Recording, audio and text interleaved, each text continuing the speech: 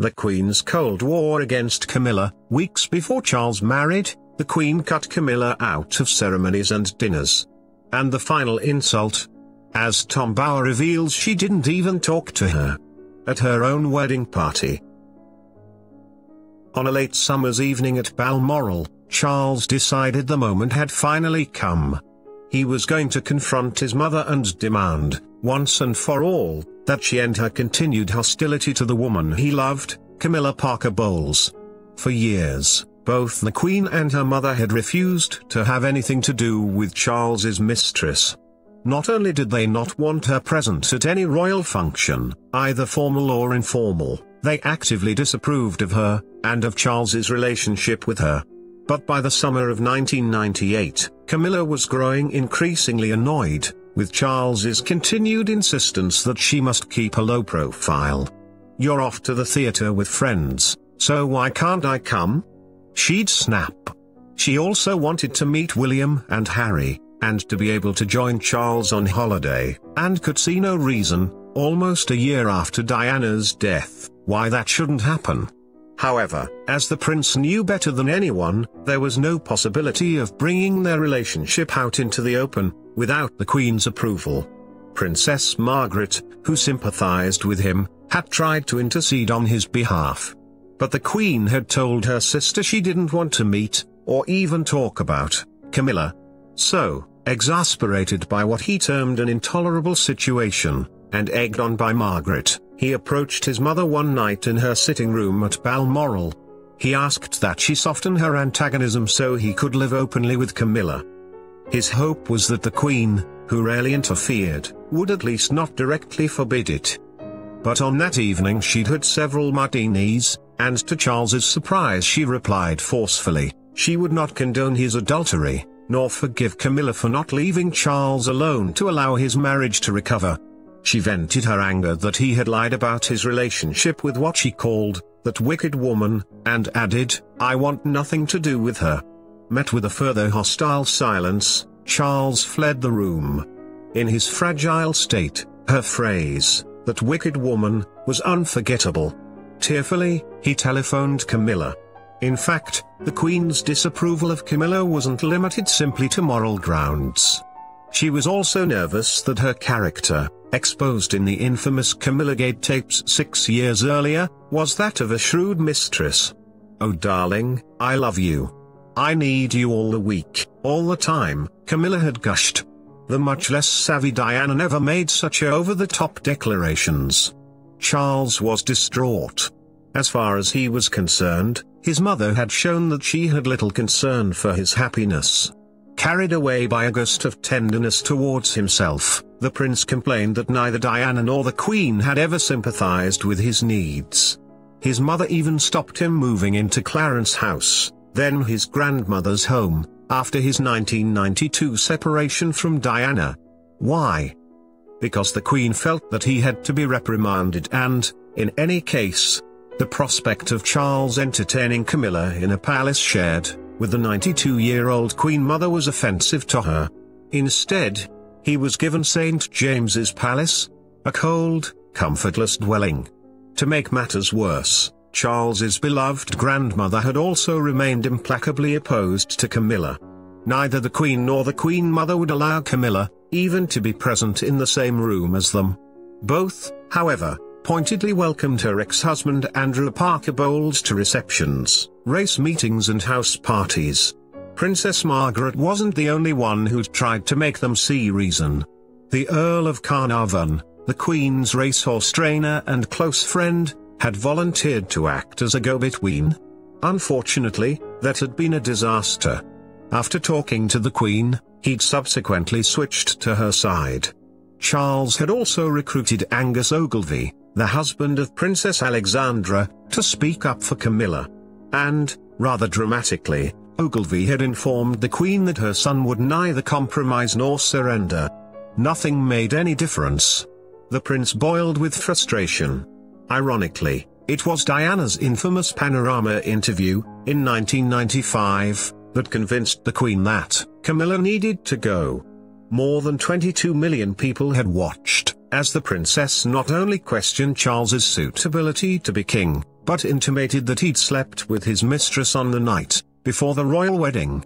"There were 3 of us in the marriage, so it was a bit crowded," she said memorably. After the broadcast, the Queen and Prince Philip, neither of whom Charles viewed as well-meaning advisors, told him that he could not rebuild his image nor dampen the controversy about the succession, until he broke with Camilla. His misery deepened, and under pressure from his mother he agreed that he and Diana should divorce. Racked by self-doubt, he telephoned friends for reassurance, often talking well into the night. He mainly sought consolation in long calls with his divorce lawyer, Fiona Shackleton, and Camilla. "No one else," he later remarked, "was willing to lift a finger to help me." By December 1996, Charles felt that the entire House of Windsor was ranged against him. During the Christmas holiday that year, he brooded over his suspicion that his brothers, Edward and Andrew, were plotting his downfall. Andrew, he believed, had been spreading poison about Camilla to the Queen and Prince Philip. Now, mindful of Diana's prediction on Panorama that he would never be king, Charles convinced himself that Diana and Sarah, Andrew's estranged wife, were hatching plans to replace him as heir, by announcing that on the Queen's death, or abdication, Andrew would be regent until William was 18, when he would take over. "Andrew wanted to be me," Charles later told his assistant private secretary, Mark Bolland, who acted as his spin doctor. "I should have let him work with me. Now he's unhelpful." As for Anne, his sister had aggravated the situation. Instead of mediating between her siblings, she had criticized Charles for his adultery. "She's one to talk," he said, irritated by her goody two-shoes image. "Look at her past." Anne, he declared, had enjoyed an intimate friendship with Camilla Parker Bowles, at the same time that Charles was with Camilla. By the end of the Christmas holiday, Charles had decided to ignore his parents, and continue his relationship with Camilla. So when Prince Philip wrote his son a private letter, urging him not to marry her, Charles didn't keep it to himself. Instead, he angrily read it out loud to his spin doctor, urging him to leak it to a newspaper, which Bolland duly did. On another occasion, Charles dared to tell his mother's private secretary, Robert Fellows, that the Queen needed to move with the times. Unsurprisingly, the prince's advice was ignored. Fellows had no sympathy for Charles and Camilla. "Those two are the most selfish people I've ever met," he said. As for the Queen herself, by 1997, she was feeling battered. "I cannot believe what's happening to me," she confessed to an advisor, after describing her continuing struggle with Charles. Philip, her most loyal ally, offered little comfort. He merely encouraged her distrust of Charles and reinforced her anger towards Camilla. Relations between the two palaces at times descended into fuss. When Charles held a fundraising dinner at Buckingham Palace in the Queen's absence, he knew that she'd object if Camilla sat at his table. The solution?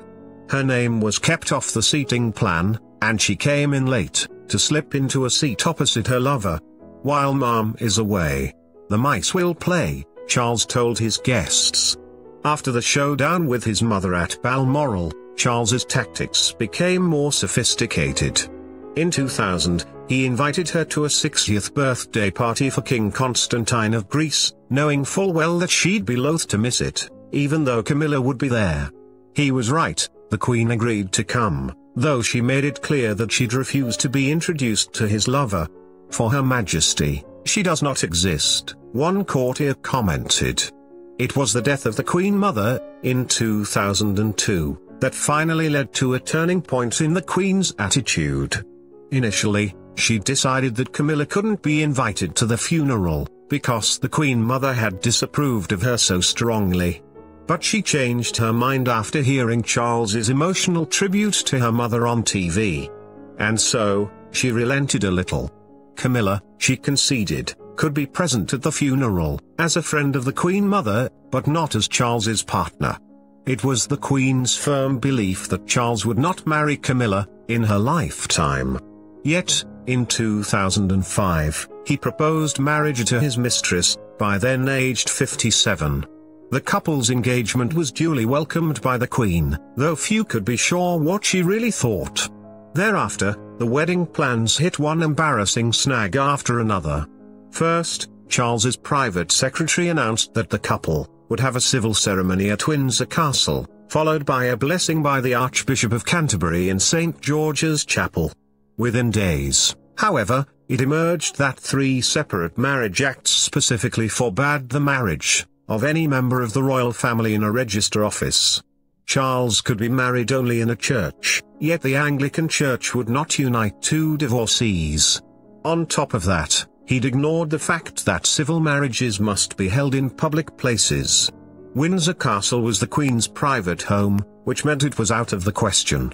In the end, to limit the royals' embarrassment, the Prime Minister Tony Blair and Charles Falconer, the Lord Chancellor, decided simply to overlook the statutes and permit Charles and Camilla to be married in a register office after all. The next cause for consternation was a YouGov poll that revealed the majority of Britons preferred William as the next king, and only 16% welcomed Camilla as the next queen. Yet Charles's private secretary, Michael Peet, had already categorically denied that she'd ever be queen. After Charles's accession, he'd announced Camilla would be named Princess Consort instead. He was wrong. Government lawyers quietly admitted that the marriage would not be morganatic, that is, a marriage between people of unequal social rank, which prevents a husband's titles and privileges passing to the wife. This meant that on the Queen's death, Camilla could, and would, become queen. To minimize public displeasure in the meantime, Buckingham Palace briefings described her as an unwilling bride, and a bundle of nerves who'd gladly remain in the shadows silent and supportive, and had no ambition to be queen. In a similar vein, courtiers gave the impression that Charles had dithered about marriage, until the Queen herself had persuaded him of the importance of averting a constitutional crisis, if he were still unmarried at time of the succession. As Supreme Governor of the Church of England, he could not live in sin. The wave of disinformation about Camilla being a protesting bride was soon ridiculed. This was a woman, her critics riposted, who'd always posed as reluctant. To get her way, she'd feigned resistance to marrying Charles. Then she'd hesitated about accepting a royal title, and now she was pretending to oppose being crowned queen. It was all nonsense. Certainly, she relished the prospect of her new title. As Duchess of Cornwall, she drank above Princess Anne and Sophie Wessex, both of whom would be expected to curtsy to her and to acknowledge that no one could leave a room before her. The final ignominy in the run-up to the wedding was the Queen's unexpected disclosure that she wouldn't be present at the town hall ceremony. Charles was inconsolable. In every spare moment, he phoned friends and sympathetic officials to complain about his fate. He needed to get things off his chest, recalled one person on the list for regular tirades. He needed to let off steam. He would go on forever, far into the night. On top of declining to attend the ceremony, the Queen had also rejected Charles's proposal for a glittering dinner party for 650 guests at Windsor Castle. Anxious to avoid any controversy, she decreed that it would have to be a modest celebration. Then she vetoed Charles's plan for his former valet and fixer Michael Fawcett, whom the Queen disliked, to supervise it.